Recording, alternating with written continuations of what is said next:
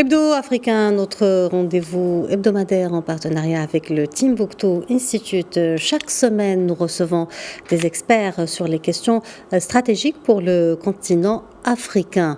Maghrébins, subsahariens, tous africains, c'est le thème de notre chronique aujourd'hui. Et pour en parler, nous sommes en direct avec Dr Bakary Samb, directeur régional du Timbuktu Institute. Bonjour Bakary Samb et merci d'être avec nous. Bonjour et merci de votre invitation. Alors, tout d'abord, vous avez récemment appelé à plus de synergie entre les pays africains face à la politique migratoire. Cet appel vous a-t-il été inspiré par les récents événements sur le traitement des mouvements migratoires subsahariens dans les pays du Maghreb ? Oui, vous savez, ce qui s'est passé récemment dans certains pays du Maghreb, notamment en Tunisie, fait réfléchir. Cela veut dire que l'Afrique est en train de subir les pressions de la politique migratoire de l'Europe.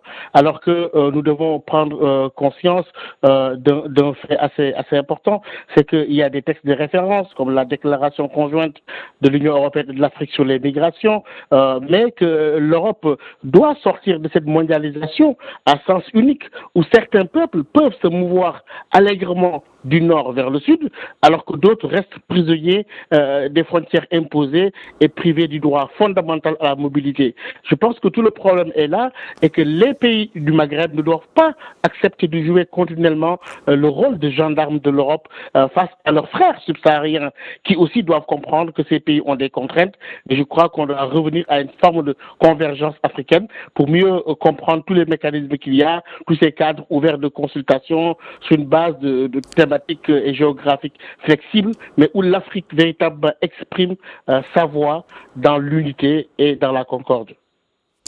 Le débat sur les rapports entre les populations du Maghreb et de l'Afrique subsaharienne bat son plein actuellement.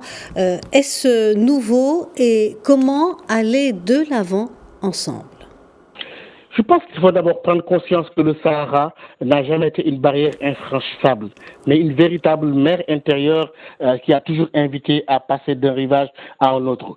Il est temps, je pense, de rappeler certains faits historiques indéniables, aussi bien aux politiciens populistes qui instrumentalisent la migration qu'aux ultranationalistes qui veulent mutiler la réalité historique de notre continent avec ces brassages.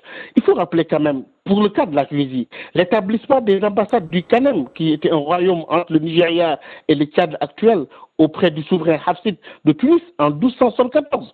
L'empereur du Mali, qui avait aussi envoyé à l'époque des ambassades et émissaires dans la cour des Mérinides de Fès au Maroc en 1337, en 1348 et 1361.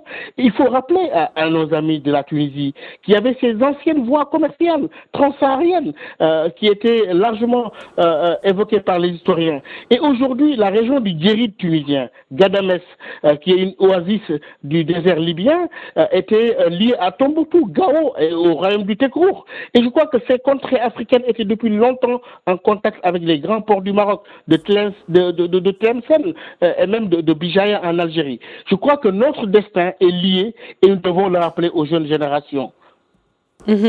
Docteur Bakary Samb, quelle est aussi la part de responsabilité qui revient aussi bien aux partenaires européens qu'aux États africains dans la gestion de cette question sensible mais stratégique de la migration ? Je crois que l'Europe est en train de jouer sur ses peurs avec beaucoup de dispositifs faisant de la migration un thème politique porteur dans les nouveaux partis populistes. Mais l'Afrique unie de demain, à mon avis, se construit dans les convergences et non dans le culte des divergences artificielles. Vous savez, le Maroc a fait des efforts en 2013 avec l'adoption d'une nouvelle politique migratoire qui se définissait comme plus humaine et globale. Il y a eu dès janvier 2014 une campagne inédite de régularisation du statut des migrants et il y a eu près de 25 000 à 40 000 étrangers qui étaient concernés par cette mesure. Ça veut dire que le Maroc a compris qu'il faut des mesures africaines, mais il faut de la solidarité. Mais en définitive, les Africains émigrent assez peu. ils représentent 16% de la population mondiale, mais seulement 14% des migrants. Et l'immigration africaine annuelle totale est à peine supérieure à 0,1% de la population. Et aujourd'hui, on est en train de nous faire comprendre que l'Afrique est en train d'envahir le reste du monde. Il faudrait se remémorer en paraphrasant et en généraliser cette sage parole du roi Hassan II en 1983 à l'ensemble maghrébin. Ces pays du Maghreb peuvent bien se projeter et projeter leurs branches vers l'Europe ou vers d'autres horizons, mais ils doivent garder présent à l'esprit que les racines sont toujours africaines. Le Maroc en a pris telle conscience et les résultats aujourd'hui sont bien là.